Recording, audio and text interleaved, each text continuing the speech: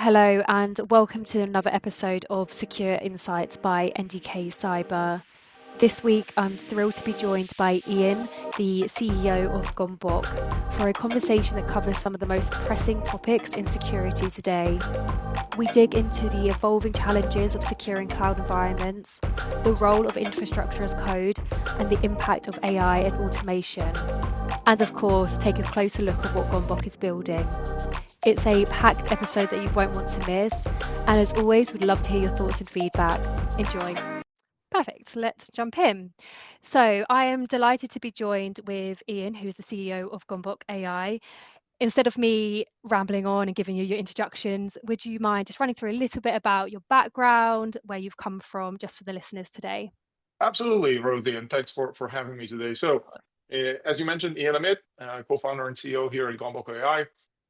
I have spent the majority, if not all, of my career in security, kind of Wow. from the ground up as a hacker, doing a lot of pen testing, doing a lot of consulting. Probably more than half of my career has been spent in consulting, working with different teams, different organizations, running red teams, testing organizations' security and showing them what's wrong so that we can help them fix it. Towards the latter part of our career, I've kind of grown up the ranks, started in more leadership positions, ended up as the CISO, as the Chief Security Officer for a couple of public companies here in the US. After which I have decided to shed all of that burden of stability and salary and jump into the startup world. This is my second startup, and Wow. here at Gomboc, essentially, I am trying to solve, or I am solving, a few of the major problems that I've seen as a CISO before, and that's really the also about myself and the sort of origin story of what are we doing here.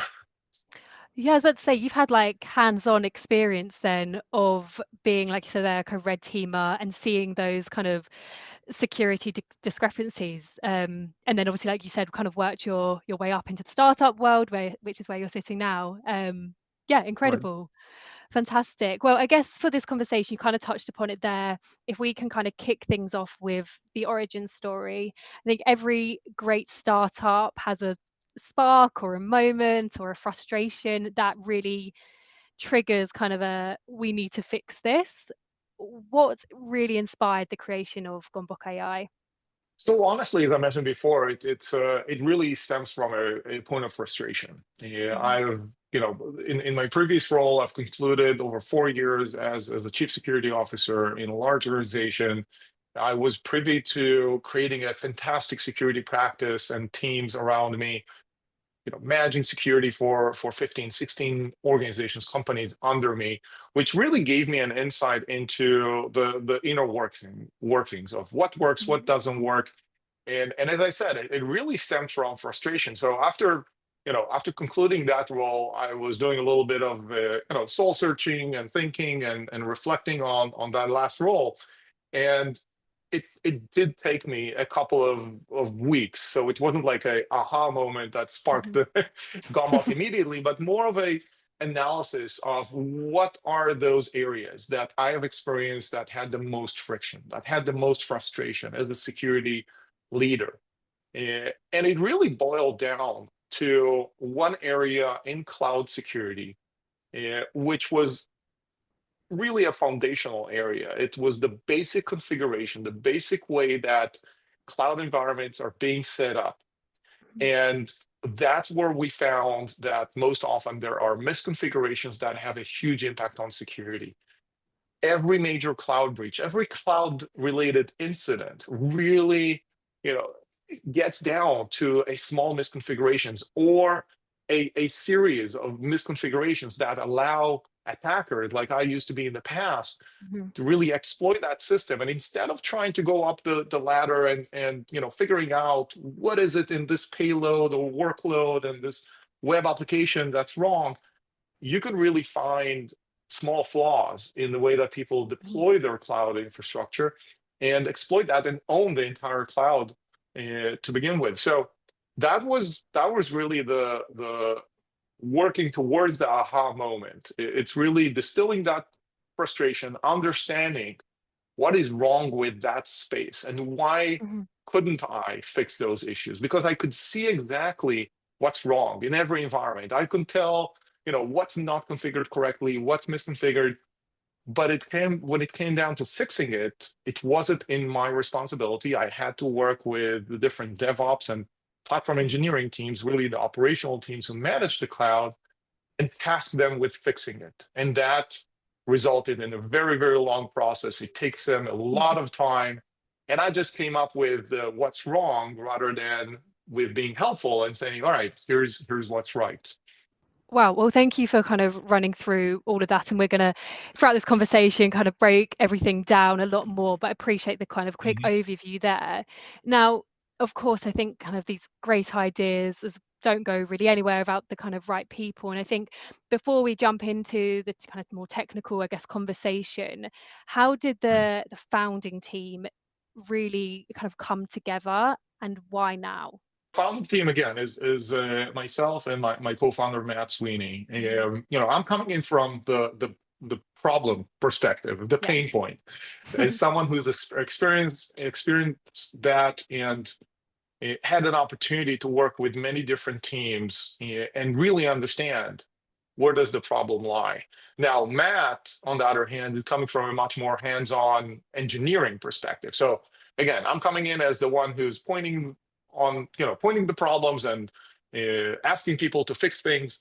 Matt's the fixer. Matt's the Yeah. engineer, and he built systems that really focused uh, on site reliability, on making sure that things do Mhm. work correctly. So again, that combination of a good understanding of where the problem lies and what needs to be done to fix it and what's the right approach for remediating those things, and having the engineering chops to actually deliver a solution that works for engineers. Again, I wasn't an engineer. I'm a bad engineer. I'm a security person. Matt is the one. I can break things very, very easily. I can build things that work for my computer on my computer, so to speak. Matt has built things that work, in enterprises. So Mhm. he has the experience that and the know-how and the understanding of how a solution should work for an engineer, alongside an engineer, not Yeah. just something that is currently offered by most of the vendors, which is, oh, this is wrong, go fix it, but Mhm. something that can actually contribute and work side by side with engineering practice. So that's why I feel like the founding team is really strong and complements Mhm. itself between the two of us. Yeah, it's interesting what you said there as well. It's kind of a solution that can act as more of a teammate as well. And it's you both obviously have that kind of internal insight, being super hands-on, appreciate from more of a security consulting kind of side, and then more of the engineer, like you said, but you both see the pain points from being on the ground. Um, Exactly. Fantastic. Well, thank you for running through that. So, I guess for listeners, that's kind of the brief backstory, and I'm sure you could speak a lot more upon that, of kind of how Gomboc AI and the founding team really kind of came together. I think we should now kind of dig into the why behind it. Now, cloud security is kind of one of those areas that everyone knows is critical, but I guess a few can really get right.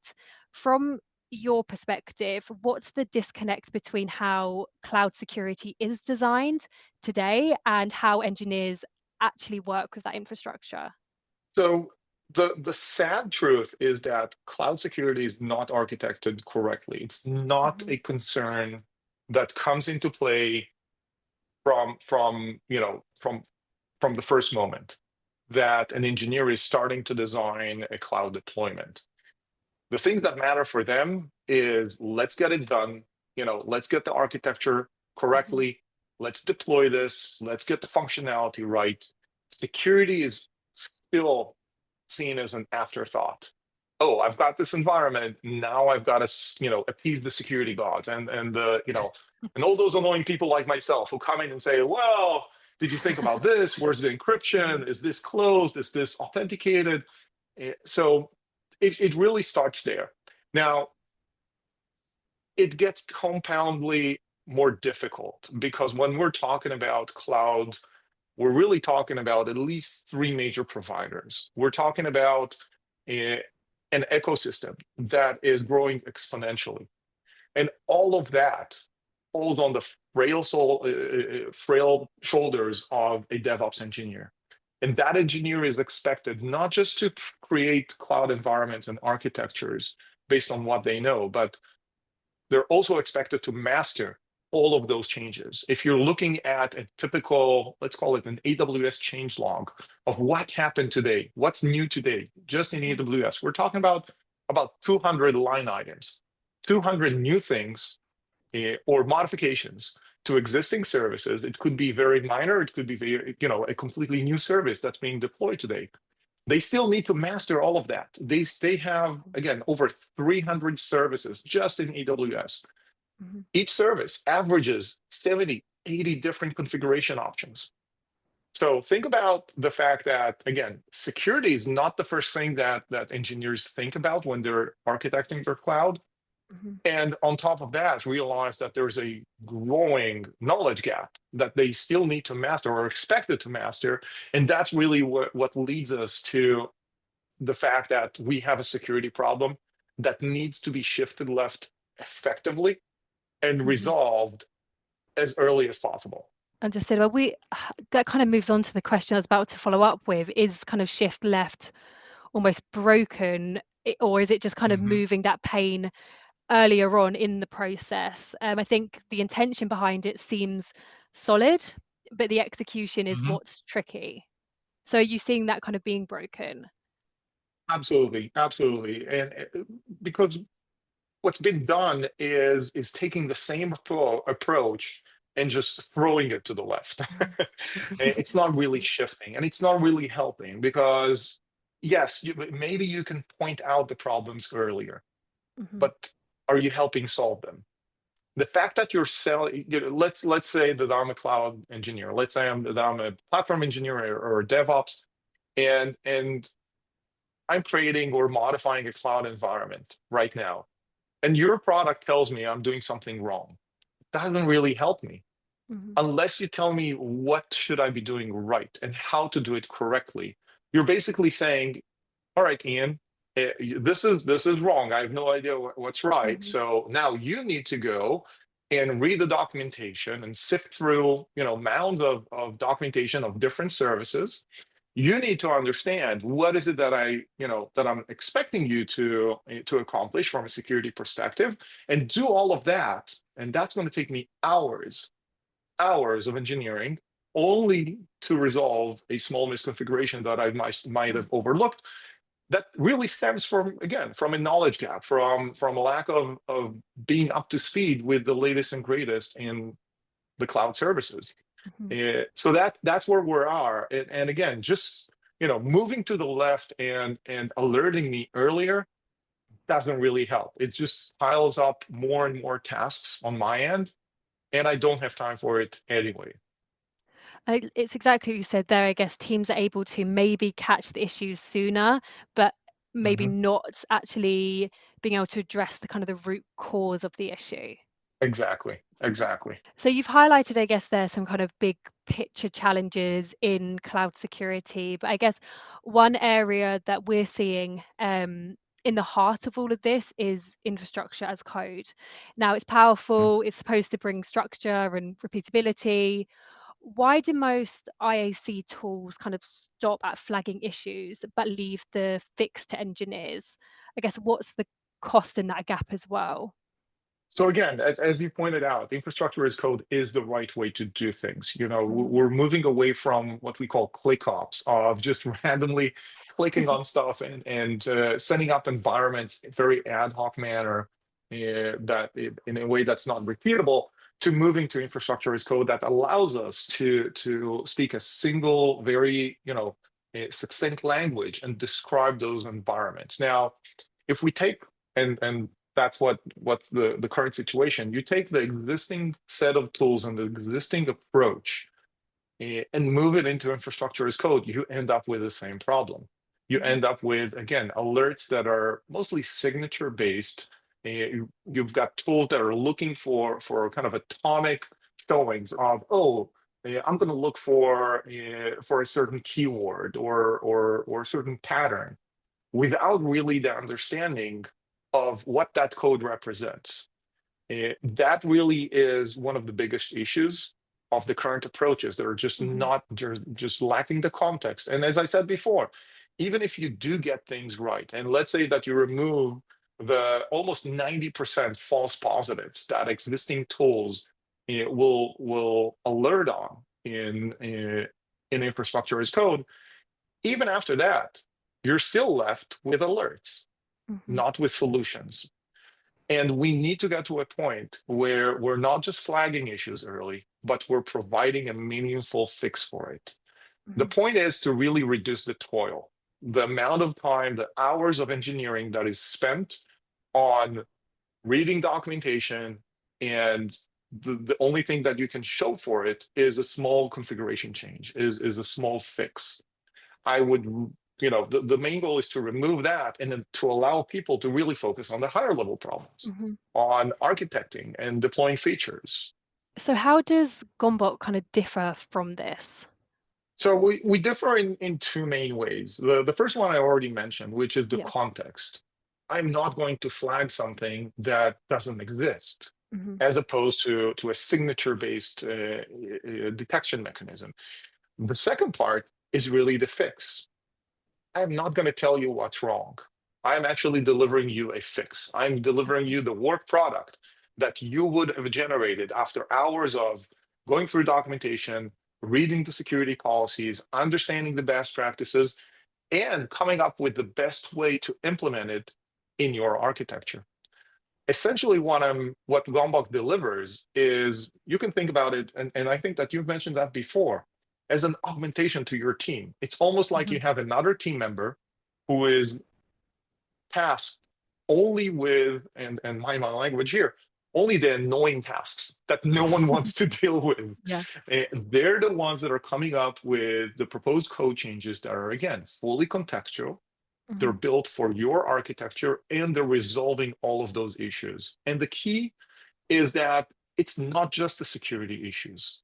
It's also site reliability issues. It's also performance. It's also cost optimization. So again, what we've done here is we started from a security perspective, because these are the problems that are the most painful for a lot of organizations.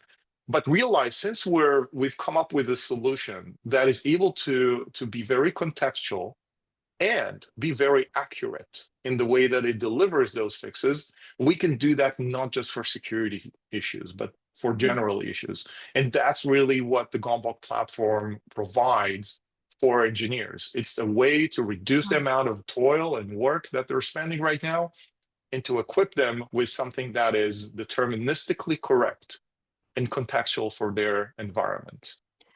And I guess it's just being able to like streamline the process as well and get what I think there's like a phrase like, what would you do if you could get 30% of your time back? And these like architects and developers can actually do the job that they're tasked to do and just kind of streamline. And I guess that's where then the conversation of kind of AI comes and automations, and I guess we can't even talk about security in the wider technology world without talking about obviously AI, that buzzword. But yeah, I think that's a big thing, even if we kind of zoom out of just talking about this, is in Mhm. general, when we implement anything to do with kind of automations into recruitment, we can free up so much of our time to do the job that we're meant to be doing, speaking to more candidates, to more clients, everything like that. But zooming back in for these architects and developers, they can do the job they're meant to be doing, but actually what they love doing as well. So Exactly. it's interesting. And that 30% that you've mentioned is almost exactly the figure Hmm. of the percentage of time that we're giving those developers back, that we're giving those engineers back. And again, remember, this is the most annoying part of the job. Yeah. It's going through the documentation and dealing with Hmm. configuration changes and fixing little things. And you know what? Most often, it's fixing other people's mistakes, Hmm. which is even more annoying. So it's not even Yeah. it's not even my issue that I introduced. Now I'm managing someone else's code that I've Hmm. inherited, and we all know how bad that typically looks like, Yeah. and it's just not fun. So yes, I am giving that 30%, almost Hmm. 30% of time back to the engineer in a way that they want to consume it. And Hmm. you've hit the nail on the head with the AI. So yes, this is a classic way of deploying AI into a very specific domain. And if it's done correctly, and again, I've mentioned the deterministic factor before, Yeah. if it's done correctly, it actually works. It doesn't generate more work for you. It Hmm. is accurate and actually gives you that time back. That links actually well to the kind of where I was going to go. The next question is, you've kind of described this as a deterministic AI. What does this mean, kind of, I guess, in contrast to Gen AI, like Copilots, for example? Sure. So again, generative AI is designed is a probabilistic approach. It's statistical by nature. It Hmm. is trying to guess what is the next word, what is the next sentence, what is the next, code that you're trying to build. You have to remember that it's statistical and it's built on data that is other people's code. Hmm. In contrast, deterministic AI is not probabilistic. Again, it's deterministic. It is not close to being correct. It is either correct or incorrect. So Hmm. you have the assurance that when you do get an answer from a deterministic model, it is correct. You don't have to work to get it from close to being correct to being correct. If I'm telling you that I'm 95% done with this job, but I'm not telling you which part I haven't finished, Hmm. you can ask any engineer and they'll tell you that, oh, I need to do 100% of the work now to find what is that 5%. So that's really the key differentiator. Utilizing a deterministic AI. I know it's not a very common thing. Everyone is raving about Gen AI and being able to generate walls of text and Hmm. images and things like that. But the question is, do you want the same mechanism that creates, fake pictures of celebrities in weird situations be Yeah. responsible for the engineering and the accuracy, the level of accuracy that an engineer expects from cloud infrastructure? And the simple Hmm. answer is not. And that's why we have built that deterministic AI engine to deliver that engineering accuracy, that repeatable approach. And again, a classic example, you ask a generative AI the same question twice, by nature, you will get two different answers. Hmm. It's generative, it's generating new things. When you ask a deterministic AI the same question with the same parameters, you're going to get the same result over and over and Yeah. over again. And that is the level of trust building that we need to build with engineers. I guess, how are they finding that? I think trust and AI is always a kind of conversation, especially recently. What Mhm. are you kind of seeing with developers and engineers building that trust with AI? I feel like there's that kind of double-edged sword when it comes to any conversation to do with this buzzword. So I think that what we're seeing is a combination of, you know, a part of a creative AI, like a generative one, complemented by a deterministic one.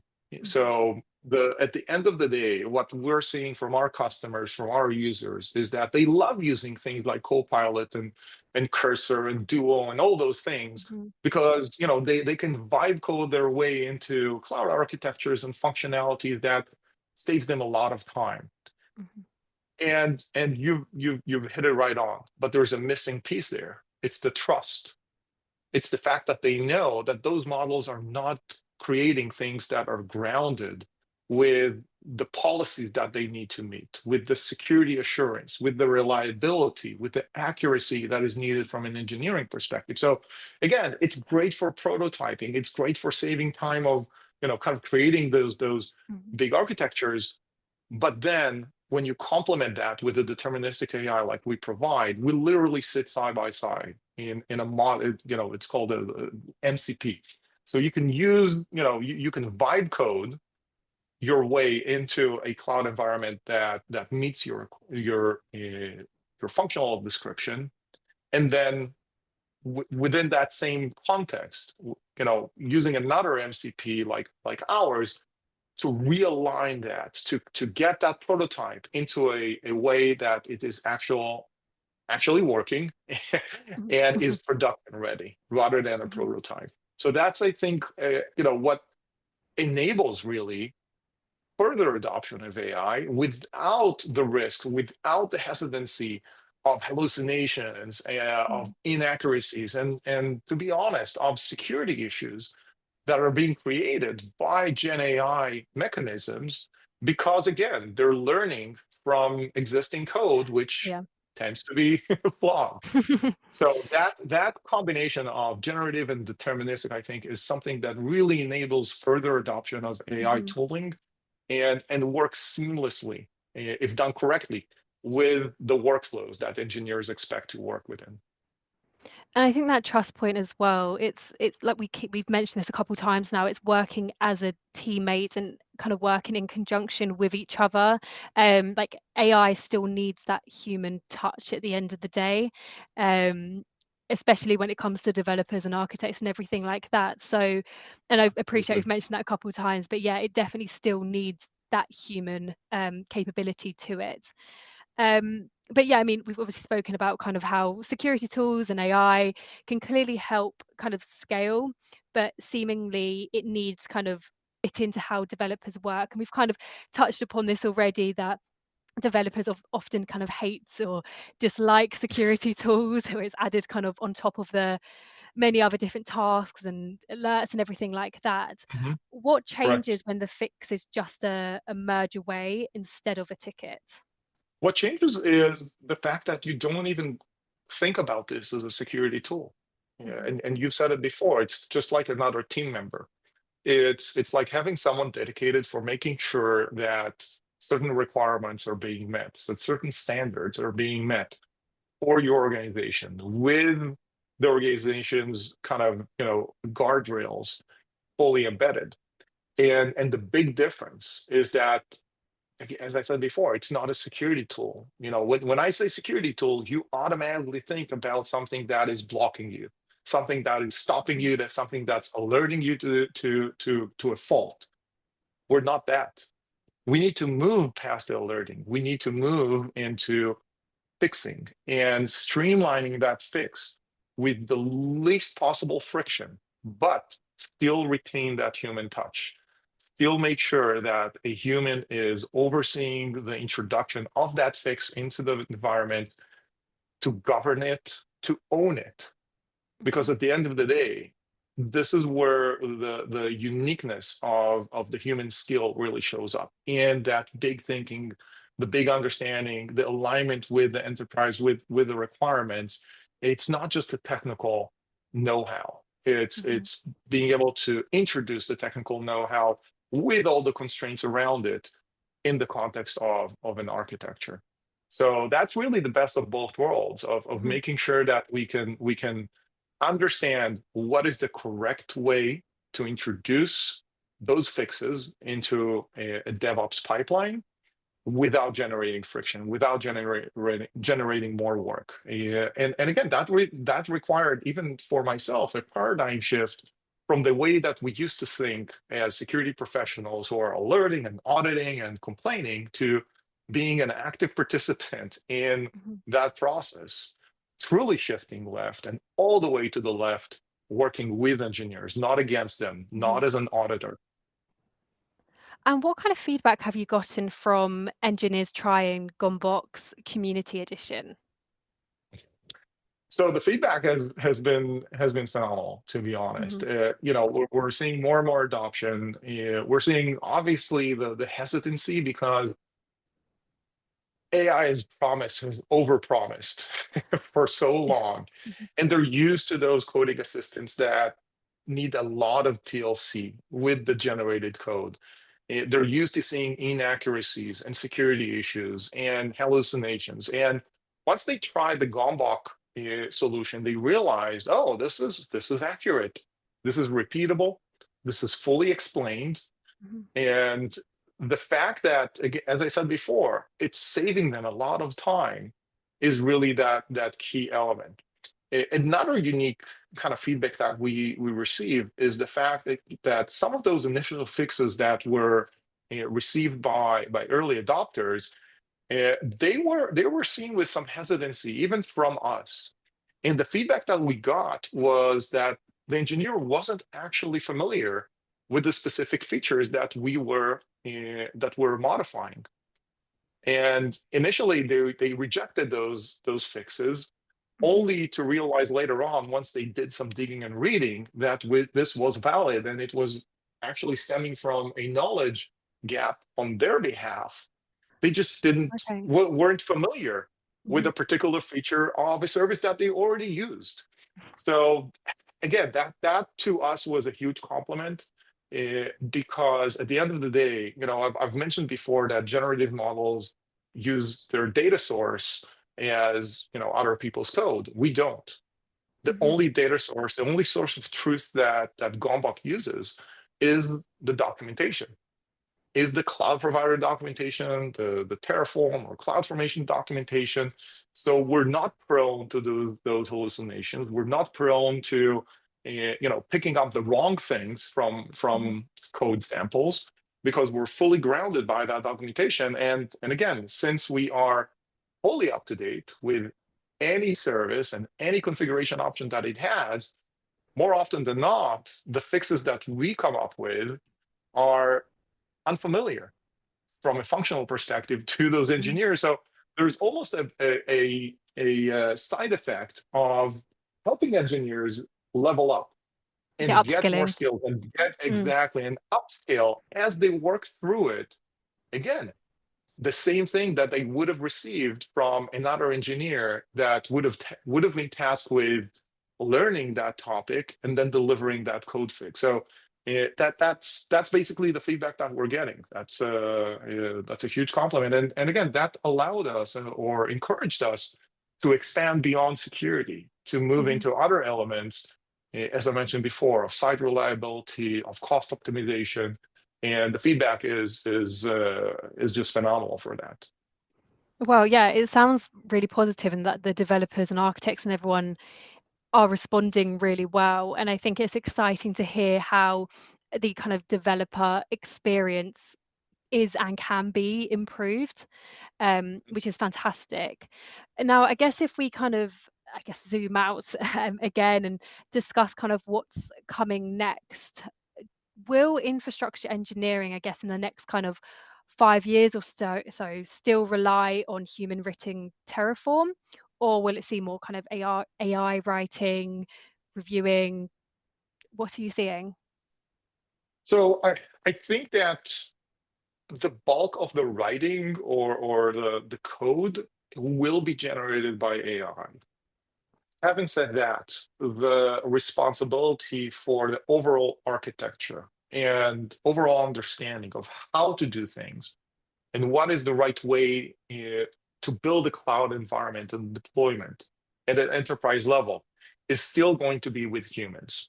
Mhm. It's just that the burden of writing, hundreds of lines of code is going to be taken away, and humans can really focus on the core essence of Mhm. what is it that I'm building. They don't have to be burdened by the intricacies of knowing each and every feature and each and every service across different cloud platforms and how they mesh together. Mhm. That's being passed away from them. If I can geek out a little bit, it's almost like, I'm old enough to remember how it was like to program in assembly, where you had to literally manage memory by hand. You had to allocate specific memory blocks to specific functions and then clean them up and manage all of that step by step. Now, with modern programming languages, you don't do that. Mhm. You program it at a much higher level, where you're literally talking functionality. So this is the future of cloud architecture. This is the future of how to write Terraform. You're going to move away from where we're at right now, which is managing everything by hand, coding everything, having to know as I said before, the intricacies of the language and how to utilize specific services, and move up. to a much Mhm. higher level of describing what do I need to do, what am I trying to accomplish here, how this architecture works, and let the machine handle the rest. On the same Mhm. note that modern programming languages take care of memory management for you. I guess it's just kind of re-emphasizing what we've been saying. It's taking away those time-consuming like alerts and everything is taking time, and being able to upskill in yourself, giving yourself Mhm. that time back, everything like that. So it's interesting. And I guess then thinking about Gomboc specifically, kind of in the next, maybe not 5 years, but even just kind of 6 to 12 months, for example, what does that next Mhm. kind of phase of growth look like for you? So we're currently in early growth stages. Hmm. The next 6 to 12 months uh, will show more expansion towards other aspects of managing cloud environment. As I said, we're moving. We started at security. We started, we recently moved more towards SRE, DevOps, platform engineering, cost optimization. This is what's in tow for us for the next 6 to 12 months. What we're also going to be adding in is, as I said before, it's enabling organizations to further adopt platform engineering. And the biggest hurdle there, by the way, is getting better coverage of your infrastructure as code. We're not there yet. Hmm. And making sure that you can truly treat your Terraform, for example, as the source of truth of what's going on in my environment. Drift is one of those big areas where uh, that's holding back a lot of ISC adoption, because you'll get something right in Terraform, but then someone, in a month, in a week, in 6 months, will need to make a change, a valid change in their cloud Hmm. environment, and they're going to make it directly on the cloud account. In that second, they've created a small drift, and these drifts continue to expand. And without updating the Terraform code, that code just becomes unmanageable. So we're also tackling that. Again, within the next 6 months, we will introduce something that's called drift reconciliation, the ability to reconcile between your actual cloud environment and your IAC to make sure that you can truly treat that IAC as a source of truth and keep deploying those changes and fixes and misconfiguration remediations into the IAC with the level of trust that this is reflective of my environment. So that's what in tow for us for the next 6 to 12 months. And that's why we're super excited about that, because we're truly, again, we're not just solving a small part of the problem. We're Hmm. truly enabling organizations and engineers to adopt platform engineering as it should have been, Hmm. and master their deployments of the cloud. Well, I'm really excited to kind of see where you guys go next. I'm sure the listeners will be as well. Before we kind of end any conversation on this podcast, we always kind of like to give maybe a piece of advice or something. The origin of Secure Insights was to kind of excite people to get into cybersecurity and or Mhm. transition or kind of move there straight after like graduation, university.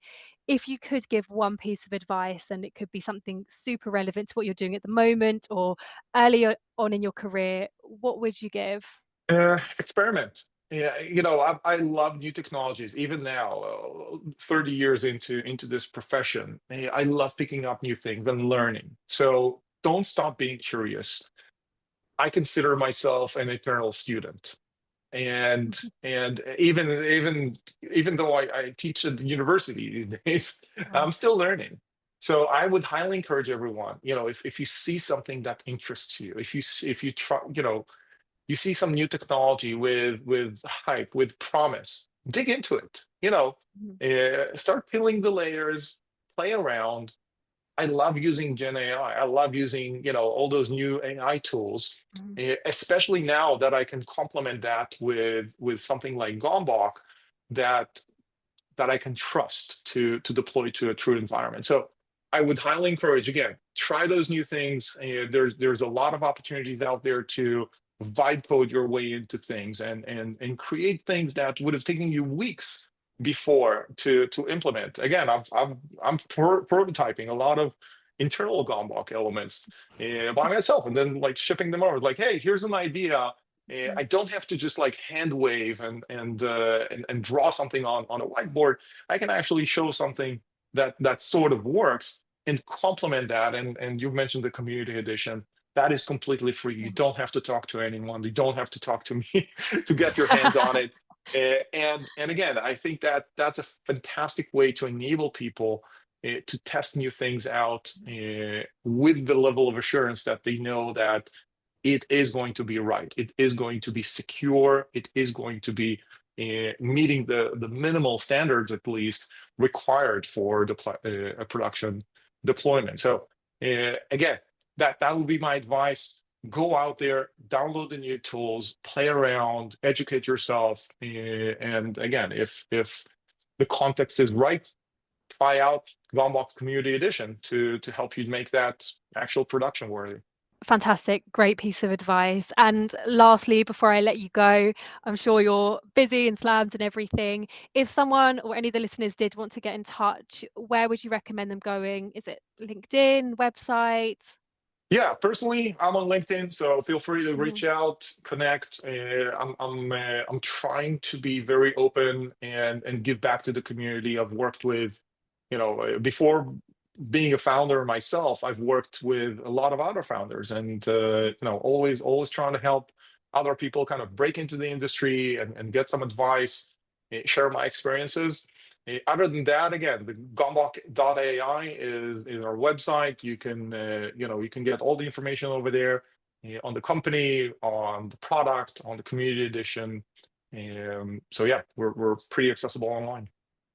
Perfect. Well, we'll drop all the links into kind of the comments just so people can easily click away and find you guys as well. But I really Phenomenal. appreciate this conversation today. I'm excited for what the next year, 2 years, 3 years, however long looks like. And hopefully we can kind of reconnect, maybe revisit 6 months down the line and see where you guys are at. Absolutely. Looking forward to it. Thanks so much, Thanks so Rosie. much. No problem at all. We'll catch you on the next episode.